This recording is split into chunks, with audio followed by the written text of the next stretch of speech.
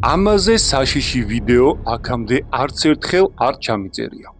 ასე რომ შეეცადეთ თქვენ სკამებზე კარგად მოკალათდეთ და ვიდეოს ბოლომდე ძალიან ყურადღებით უსმინოთ.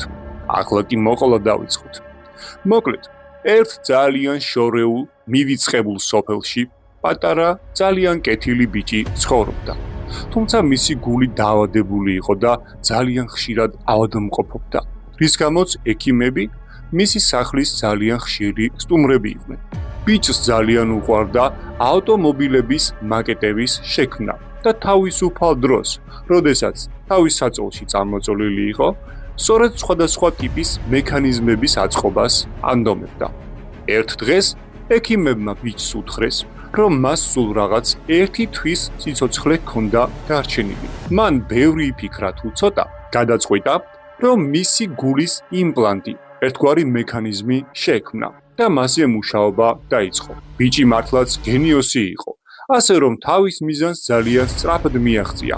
საბოლოოდ ოპერაციაც თავად ჩაიტარა და ყველაფერი მართლაც წარმატებულად დასრულდა.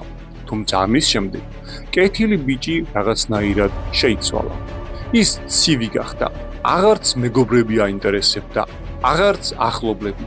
მის ინტერესებში ახალი ერთგვარი საშიში მექანიზმების შექმნა მოხდა.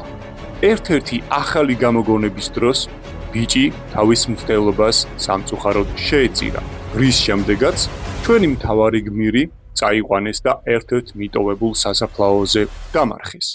თუმცა რაც ყველაზე საინტერესოა, ბიჭის მექანიკური, თავისივე ხელით აწყობილი გული ჯერ კიდევ აგრძელებდა წიკ-წიკს და ვინც მის საფლავთან ყურს ახლოს მიიტანდა, სწორედ ამ ბიჭის გულის წიკ-წიკი ესმოდა. ლეგენდის თანახმად, ბიჭის გამოსაღვიძებლად ერთგვარი ელექტროშოკია საჭირო, რომლის გამოყენების შემდეგაც იგი კვლავ წამოდგება და შეეცდება ახალი, კიდევ უფრო საშიში გამოგონებები უჩვენოს მსოფლიოს. გადმოცემის თანახმად, ვინც მის საფლავს მიაგნებს, ჩვენი მთავარი გმირის მბრძანებელი გახდება და მის ერთგვარ მორჩილებაში იქნება.